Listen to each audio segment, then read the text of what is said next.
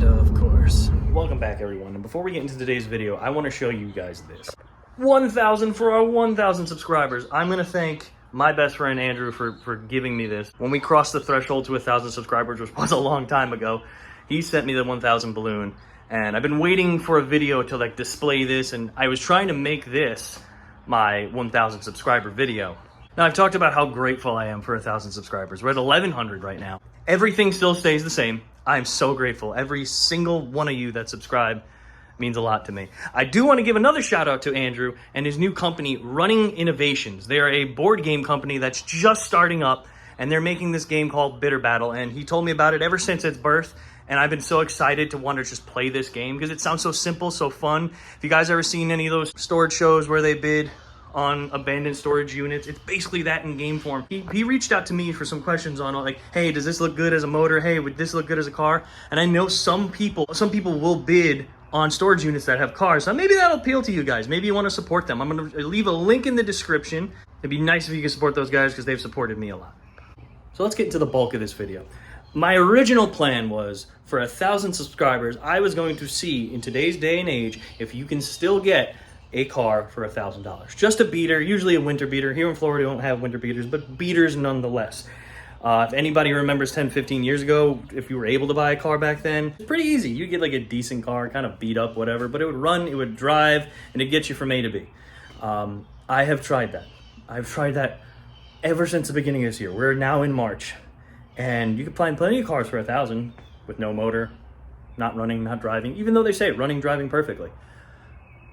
So sadly, I had to bump up that price. I was able, though, to find a car for $2,000. And I'm not waiting to 2,000 subscribers to post it because we have the car here right now. And without further ado, I present to you my $2,000 car. And here it is, my 2006 Nissan Maxima that I picked up for $2,000. And honestly, I think I got a really good deal. So like I said earlier, I was looking the beginning of this year, ever since I hit 1,000 subscribers, for a $1,000 beater. And I don't think today's market, you could really find one. You probably could, but for me, it was so hard.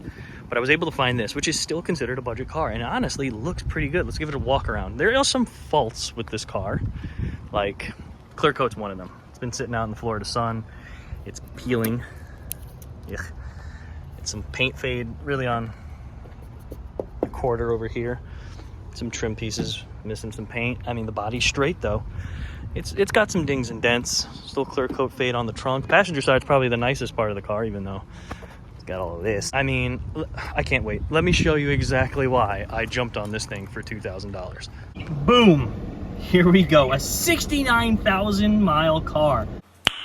Nice. And it is a one owner, owned by an old man, inherited by his daughter, and sold to me. Now, this thing I grabbed so quickly. It was on Marketplace for about 2 minutes. And I told the guy, I was just like, look, I'll come, cash in hand, let's go. He was about 15 minutes away. I drove over. Nice guy, nice family. And I tried bringing it. I was like, would you go down a little further? I mean, you always could ask the question, but he was just like, I'm firm on the price. And I still thought, you know, running, driving, we drove it around, $2,000. Can't get better than this, right? Yeah, sure, it's got cosmetic blushes. The dash is cracked. Some interior pieces are cracked. But let's take this on the road. This thing is great, except for the check engine light.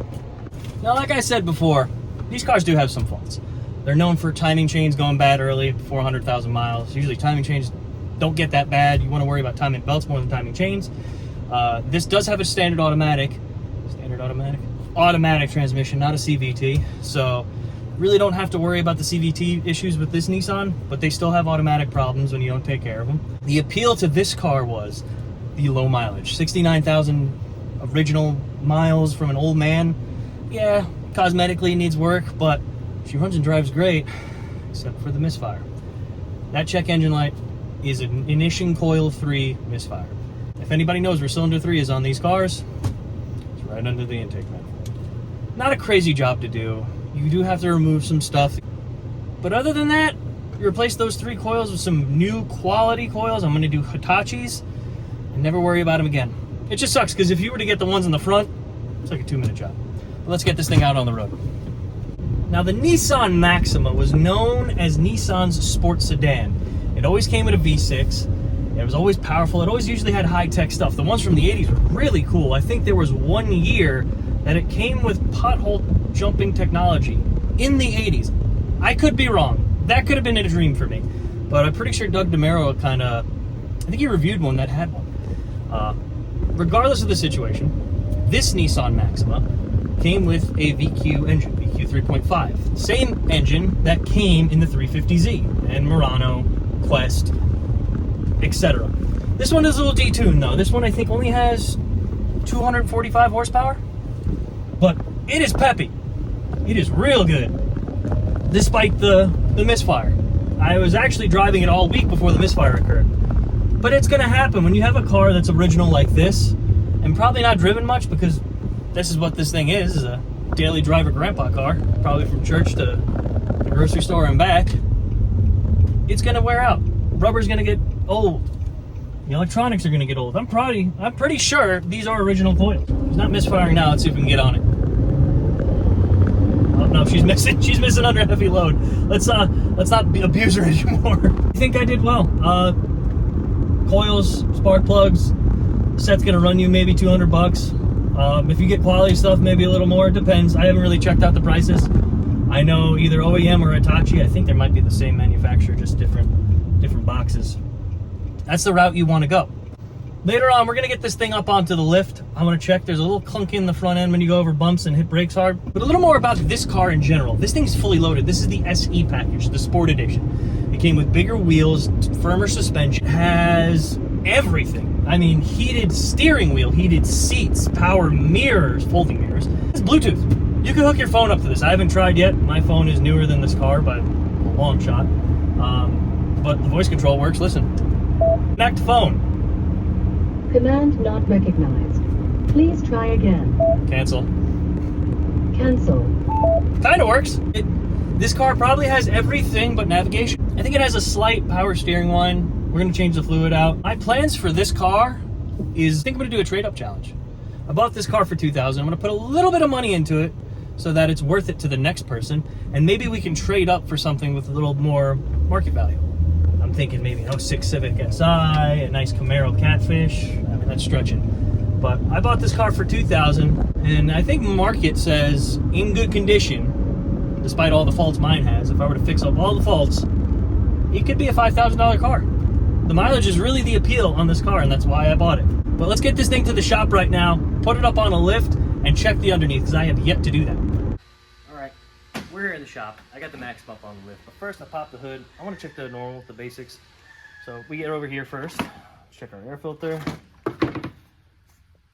I've seen better, but this could be replaced. We'll probably order all these parts on Rock Auto once we get an idea of how much it needs. But I wanted to take this engine cover off because my suspicion is that these coils are original.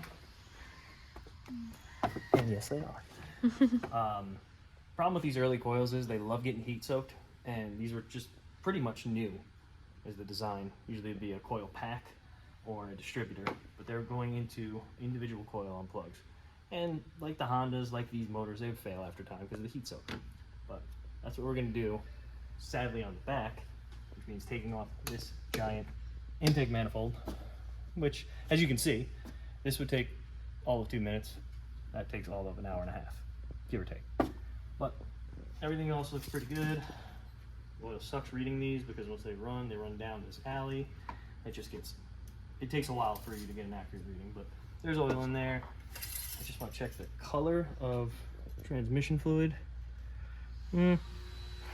It's old. It could probably benefit from a flush. Get this damn thing back in there. And then our power steering levers, like I said in the beginning of the video, I think we have slight power steering noise, and if it's old fluid, it can be very thin viscosity, and it smells like it's old and it looks like it's old, so it could benefit from reservoir flush. I'm gonna go wash my hands and we're gonna bring this thing up in the air. So I got this thing up in the air, and I gotta say, I think we hit a home run. Let's start over here in the wheel well, right in the rim. If you can shine the light, my lovely assistant. Yeah, that's not doing anything. This caliper, and it don't look like it's doing much. So we're gonna need some brakes. I also noticed that too. You can look at that. This is the only rusty thing I've noticed on this car. Let's take a look underneath.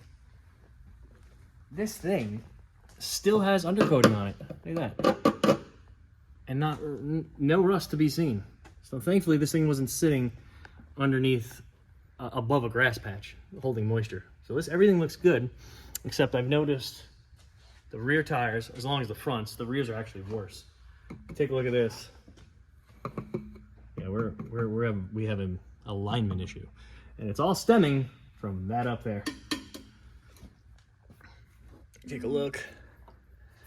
I'll touch it to make it a little more clear.